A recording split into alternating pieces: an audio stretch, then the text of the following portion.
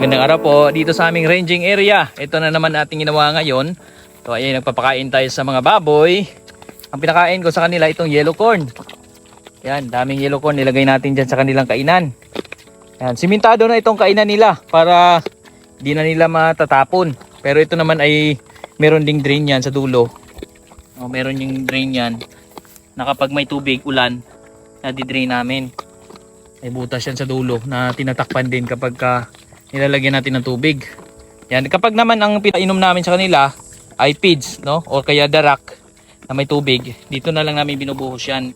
Tapos lalabas na lang yan doon. Hinarangan namin dyan kasi aabutin nila to kapag open yan. Yan, tapos lalabas yan doon, no? Yung pagkain nila. Yan. So, yan, nililinis na lang yan pagka nagbibigay kami ng tubig na may may darak or feeds. Ilawan ko muna sila kasi medyo madilim na dito sa amin habang kumakain itong mga baboy kasi ngayon lang sila umuwi, no? Galing kasi sila doon sa ranging area.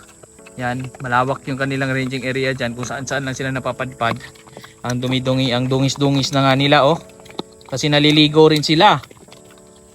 Okay, at ang dungis-dungis, nagsiswimming sila sa putik.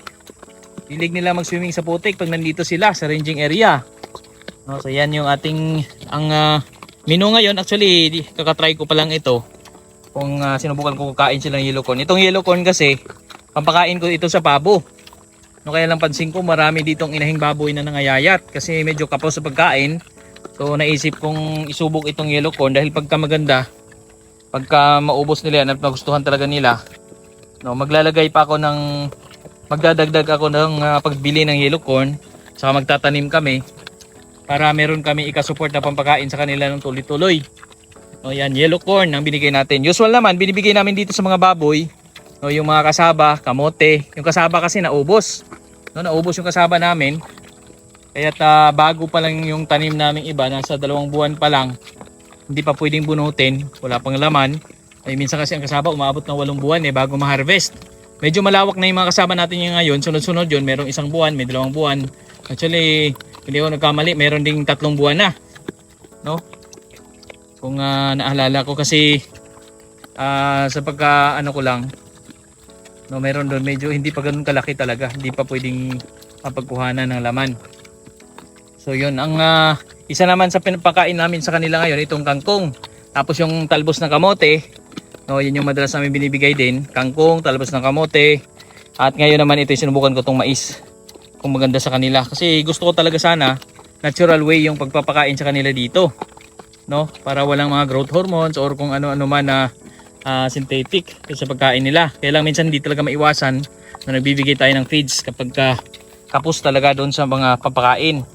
Tulad ngayon, kapos kami dahil ngayon kaunti na lang yung kangkong, no. Yan talaga kailangan nating targetin kapag ganito mag-alaga ng hayop, no, lalo na sa mga baboy. Kung native pigs or ganito mga upgraded pigs na pinapakain natin ng mga natural na pagkain, mas maigi talaga na tanim din tayo ng maraming pananim na pampakain sa kanila. So yun, no? So yan ang kailangan natin gawin pagka tayo nag-farming talaga, no? Kapag gusto natin magparami ng hayop at wala naman tayong sobrang malaking puhunan, panggastos doon sa pang-feed sa kanila, tanim lang tayo ng tanim, no, para merong pagkain yung alaga natin. So dito naman may gripo na rin, maganda na tayo dito. Yan, may gripo na tayo, so may tubig na dito tuloy-tuloy na kapag magpahigop sa kanila ng sabaw, no, magpahigop sa kanila ng darak ay meron agad. Maganda yung darak ng mais din, no, maganda rin yung darak ng mais. Pero ngayon ito buo-buong mais yung binibigay ko. Tingnan natin kung maubos nila yan. Kung hindi nila yan maubos, babalikan yan nung yung mga ibang mga inahing baboy natin nandito. Kasi 10 piraso itong nandito sa loob, 9 ang inahin, tapos may 1 barako. So itong sila medyo maliliit pa to kasi ito yung mga bagong inahin naman na dinagdag namin dito. Bagong inahing baboy na to. Ito yung bagong batch na dinagdag natin, no, kaya lang medyo yun, nagkakulang tayo sa pagkain nila. So kailangan natin ngayon na maghanap ng iba pa na alternative pa doon sa feeds, no. Dito kasi sa amin nabili ko itong yellow corn ng 18.50 per kilo, no, 18.50 per kilo.